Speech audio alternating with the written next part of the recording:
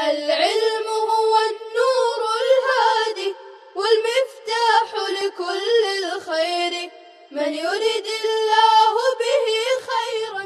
بسم اللہ الرحمن الرحیم. الحمد للہ رب العالمین والصلاة والسلام علی سید المرسلین وعلی آلہ وصحبہ الطیبین الطاہرین. وبہ قال حدثنا عبد بن حمید اخبرنا عفان بن مسلم قال انبانا عبد اللہ بن حسان العنبری عن جدتیہ دحیبہ وعلیبہ عن قیلۃ بنت مخرمہ قالت رأیت النبی صلی اللہ علیہ وسلم وعلیہ اسمال ملیتین كانت بزعفران وقد نفضته وفي الحديث قصة طويلة. عزیز طلبہ، روایت میں راوی ہیں عبداللہ بن حسان عنبری. یہ اپنے دونوں جدہ سے مراد مادری جدہ یعنی نانی اور پیدری جدہ یعنی دادی، ان دونوں سے روایت کرتے ہیں. ان کی وہ دونوں مادری پیدری جدہ دادی نانی کون ہیں؟ نام بتایا جا رہا ہے دحیبہ و علیبہ، لیکن دحیبہ تو صحیح ہے، علیبہ یہ صحیح نہیں ہے.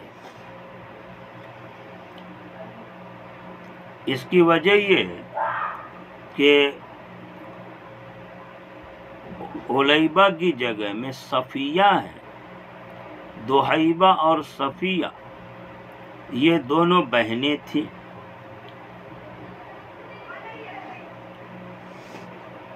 اور یہ دونوں علیبہ کی بیٹیاں تھیں.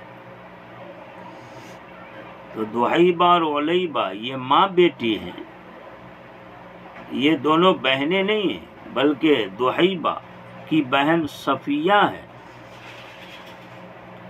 دحیبہ اور صفیہ یہ دونوں بہن اور یہ دونوں علیبہ کی بیٹیاں.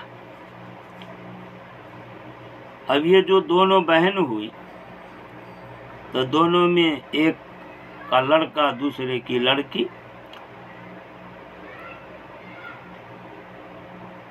ان کا نکاح شادی ہوا، اور شادی ہونے سے نکاح سے عبداللہ بن حسان عنبری کا جنم ہوا. تو عبداللہ بن حسان عنبری جو ہوئے،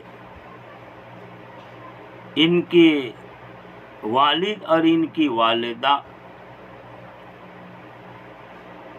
ان دونوں کی ماں جو ان کی دادی اور نانی کہلائیں گی، یہ دحیبہ اور صفیہ. علیبہ یہ دحیبہ صفیہ کی والدہ ہیں، بہن نہیں ہیں. دونوں بہنیں تھیں، دحیبہ اور صفیہ. ان دونوں بہنوں نے اپنے لڑکا لڑکی کا رشتہ آپس میں کر دیا، اور اس سے عبداللہ بن حسان عنبری پیدا ہوئے. لہذا یہ دونوں ان کے جدات ہوئی، دادی اور نانی دحیبہ اور صفیہ. علیبہ نہیں، علیبہ یہ 7 آ گیا. فرماتے ہیں کہ اپنے دونوں جدہ یعنی دادی نانی دحیبہ علیبہ سے یعنی صفیہ سے روایت کرتے ہیں، اور یہ دونوں قیلہ بنت مخرمہ سے روایت کرتی ہیں. اور قیلہ کہتی ہیں کہ میں نے دیکھا آپ صلی اللہ علیہ وسلم کو اس حال میں کہ آپ صلی اللہ علیہ وسلم پر 2 پرانی بوسیدہ چادریں تھیں. اسمال سمل کی جمع ہے، پرانا بوسیدہ کپڑا کو کہتے ہیں. ملیتین یہ ملیہ کی تصغیر ہے جس کا تثنیہ ہے.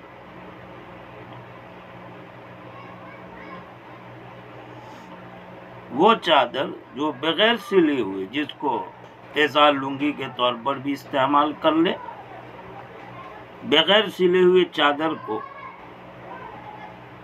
ملیہ کہتے ہیں. یہ تصغیر ہے، اسی کا تثنیہ ملیتین. تو معنی ہوں گے والی اسمال ملیتین، آپ صلی اللہ علیہ وسلم پر وہ سیدھا پرانا 2 چادریں، ایک جو ازار اور ایک جو اوپر کی چادر ہو، بغیر سلی ہوئی لنگی تھی، کانت بے زعفران، جو زعفران کے رنگ میں رنگی ہوئی تھی، وقد نفضت ہو، لیکن زعفران کے رنگ کو جھاڑ دیا تھا، یعنی زعفرانی رنگ کا اثر ختم ہو گیا تھا۔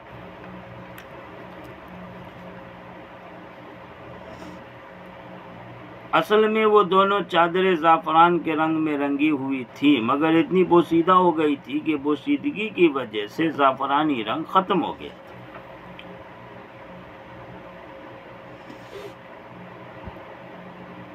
ایک سوال یہ ہوتا ہے کہ آپ صلی اللہ علیہ وسلم نے تو مردوں کے لیے زعفرانی رنگ کے کپڑے استعمال کرنے سے منع کیا، اور یہاں وہ زعفرانی رنگ والی 2 چادریں حضور نے کیسے استعمال کی؟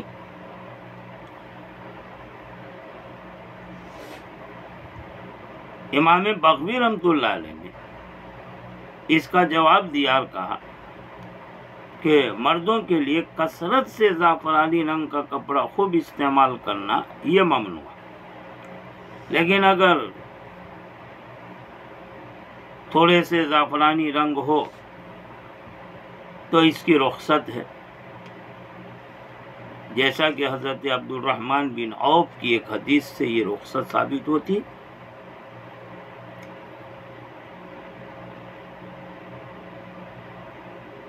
بہرحال آپ صلی اللہ علیہ وسلم نے منع کیا زعفرانی رنگ سے، اور پھر زعفرانی رنگ کا کپڑا استعمال کیا، جیسا کہ اس روایت سے معلوم ہو رہا۔ ایک جواب تو یہ ہے کہ کبھی کبھی اگر ہو تو اس میں کوئی حرج نہیں۔ دوسرا جواب یہ ہے کہ آگے کہا جا رہا ہے وقت نفضت کہ زعفرانی رنگ کے اثر کو زائل کر دیا تھا، یعنی کبھی وہ چادریں زعفرانی رنگ میں رنگ تو گئی تھی، مگر پرانے ہو جانے کی وجہ سے آہستہ آہستہ زعفران کا وہ رنگ زائل ہو چکا تھا، زعفرانی رنگ کا اثر باقی نہیں رہا تھا، جھاڑ دیا تھا۔ نفو جھاڑنے کو کہتے ہیں، زائل کرنے کو، مطلب یہ ہے کہ زعفرانی رنگ کا اثر ختم ہو گیا تھا۔ ایک جواب یہ بھی ہے کہ زعفرانی رنگ سے حضور نے منع کیا، اور یہاں جو پہننا ثابت ہے ممانعت سے پہلے۔ محققین علماء اور محدثین فرماتے ہیں کہ اصل میں نیت کا اعتبار ہے، اچھا عمدہ کپڑا اگر تحدیث بالنعمہ کے طور پر ہو تو افضل ہے، کتمان فقر کے لیے ہو تو اچھا لباس پہننا تاکہ فقر فاقہ نہ ظاہر ہو، بہت اچھی بات ہے، افضل ہے، لیکن استقبار کے طور پر یا سما کے طور پر شہرت کے لیے ہو تو یہ ناجائز ہے۔ کہتے ہیں کہ اس حدیث میں ایک طویل قصہ ہے، لمبا واقعہ، لیکن اسے یہاں بیان نہیں کیا گیا۔ ملا علی قاری نے وجہ بیان فرمائی کہ وہ طویل قصہ ہے، مگر ترجمۃ الباب سے اس قصے کو مناسبت نہیں ہے، لباس سے متعلق عنوان تھا، لہذا لباس تک جہاں تک روایت میں بات تھی اس کو ذکر کر دیا۔ حافظ ابن حجر عسقلانی نے کہا ہے کہ عدم مناسبت کی وجہ سے باب کے ساتھ اس طویل قصے کو ترک کر دیا گیا۔ دوسری روایت حضرت ابن عباس کی ہے کہ فرماتے ہیں آپ صلی اللہ علیہ وسلم فرمایا علیکم بالبیاض من الثیاب، سفید کپڑوں کو لازم پکڑو، یا علیکم اس میں فعل ہے، لازم پکڑو یعنی سفید کپڑوں کو پہنا کرو، لیلبس احیاکم چاہیے کہ تم میں سے زندہ لوگ سفید کپڑے پہنے، وکفنوا فیہا موتاکم، ان سفید کپڑوں میں اپنے مردوں کو کفن دو، اس لیے کہ یہ تمہارے بہترین کپڑوں میں سے۔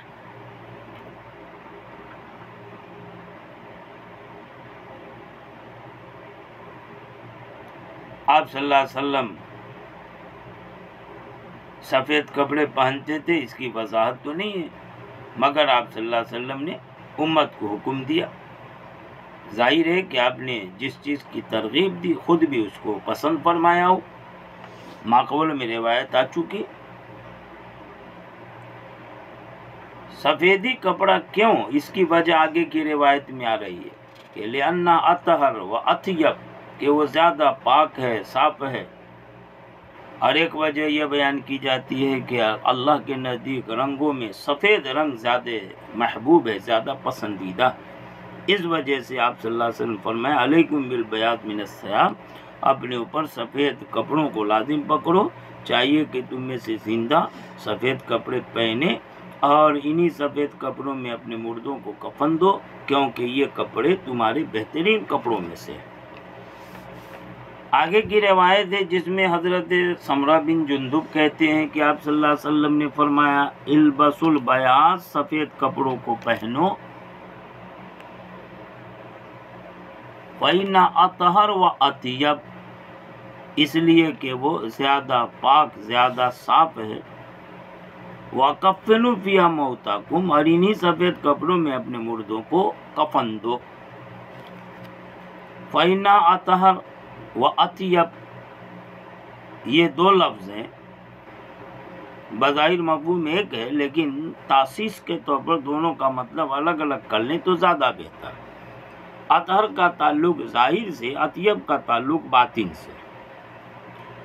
اطہر زیادہ پاک صاحب مطلب یہ ہے کہ اس پر میل کچیل اگر لگ جائے تو فوراً نظر آ جاتے ہیں اور آدمی فوراً دھو دھا کر کے صاف کر دیتا ہے، بنسبت رنگین کپڑوں میل کچیل گندگی لگے تو پتہ بھی نہ چلے، تو ظاہر کے اعتبار سے اطہر، اور اطیب باطن کے اعتبار سے ہے، زیادہ عمدہ، زیادہ صاف ستھرا باطنی اعتبار سے۔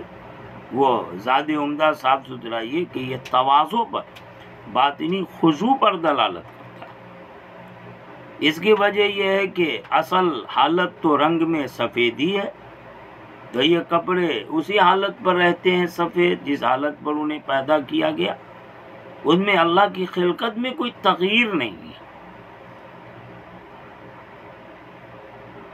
سوچنے کی بات ہے جب آدمی مسجدوں میں جاتا ہے، بڑوں کی ملاقات کو جاتا ہے تو نفیس سفید عمدہ کپڑا لگاتا، اب جب کوئی مر گیا تو مرنے کے بعد وہ رب کریم کے پاس جاوے گا، ملائکہ مقربین سے ملاقات کرے گا، اس لیے وہاں بھی اس کے لیے ادب یہ ہے، بلکہ انسب ہے کہ اسے سفید کپڑے میں کفنایا جائے، کیونکہ اس میں تکلفات بھی کم ہوتے ہیں، تیاری محنت کم، تکلفات نہیں ہوتے بنسبت رنگین کے، رنگ نہ پڑے، اس کے اصل رنگ کو بدلنا پڑے۔ سفید کپڑے کی ایک حکمت یہ بھی بیان کی جاتی ہے کہ جیسے سفید کا مطلب یہ ہے کہ اپنی اصل حالت پر، اسی طرح اللہ پاک نے جو اسلام کی فطرت پر پیدا کیا تھا اپنے آپ کو اس پر باقی رکھے، ظاہر باطن کا ترجمان ہو جائے، جیسے ظاہر سفید ویسی باطن بھی سفید ہے۔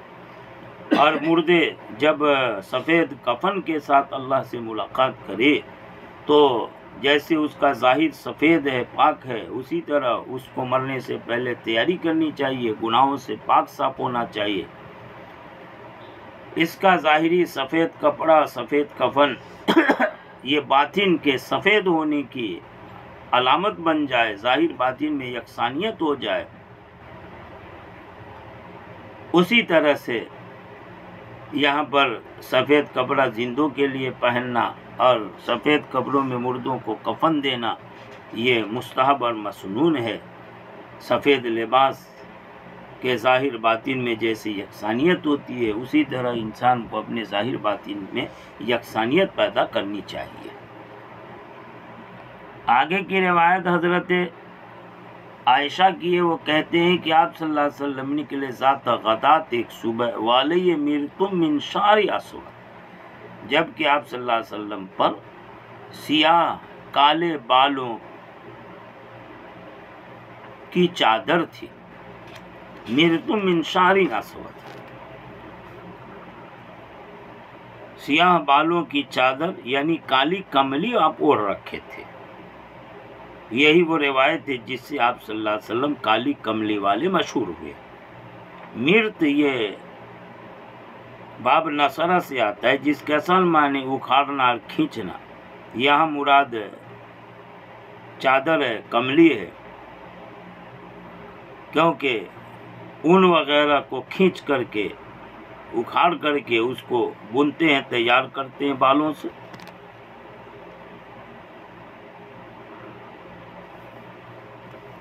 بہرحال یہاں آپ صلی اللہ علیہ وسلم کا ایک لباس بتایا کہ آپ صلی اللہ علیہ وسلم کے بدن پر سیاہ بالوں کی چادر یعنی کالی کملی تھے، اس سے آپ صلی اللہ علیہ وسلم کالی کملی والے مشہور ہوئے۔ آگے کی روایت ہے جس میں حضرت عروہ بن مغیرہ بن شعبہ اپنے والد سے روایت کرتے ہیں کہ آپ صلی اللہ علیہ وسلم نے جبہ رومیہ پہنا، ایک رومی جبہ زیب تن کیا، ضیقۃ الکمین، جس کی دونوں آستین تنگ تھی۔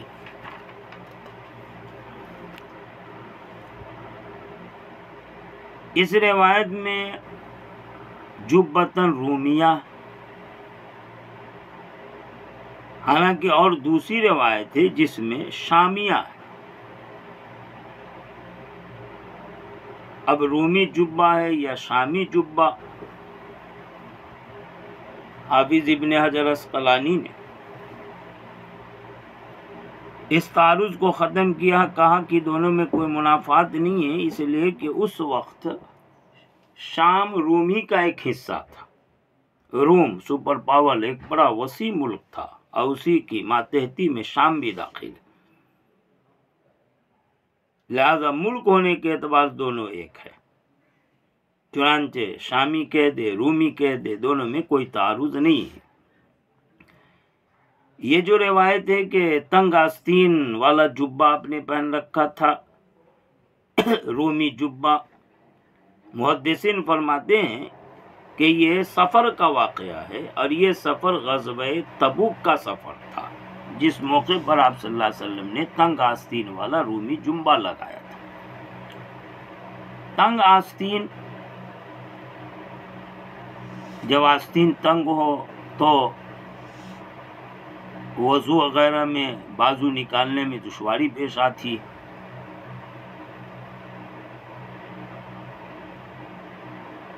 اس لیے عموماً آپ صلی اللہ علیہ وسلم سے تنگ آستین والا جبہ یا کرتا پہننا ثابت نہیں ہے۔ ہاں علماء نے کہا ہے جیسا کہ حضور نے سفر میں اس طرح کا جبہ پہنا، اس لیے علماء کہتے ہیں سفر میں تنگ آستین کا کپڑا استعمال کیا جائے مستحب ہے، لیکن حضر میں کھلے کشادہ آستین کا کپڑا پہننا چاہیے۔ حضرات صحابہ کرام کی جو آستین ہوتی تھی وہ تنگ بند نہیں ہوتی تھی بلکہ کھلے ہوئے کشادہ ہوا کرتی تھی۔ بہرحال حضور اکرم صلی اللہ تعالی وسلم کے لباس سے متعلق یہ سب روایتیں تھیں جو تفصیل سے بیان ہو گئی۔ آگے انشاءاللہ تعالی حضور کے گزر اوقات کے سلسلے میں، عیش رسول صلی اللہ علیہ وسلم کے سلسلے میں روایتیں بیان ہوں گی۔ وآخر دعوانا ان الحمد للہ رب العالمين. السلام عليكم. لا تنسوا الاعجاب بالفيديو والاشتراك في القناة تشجيعا لنا لنستمر بنشر المزيد ان شاء الله.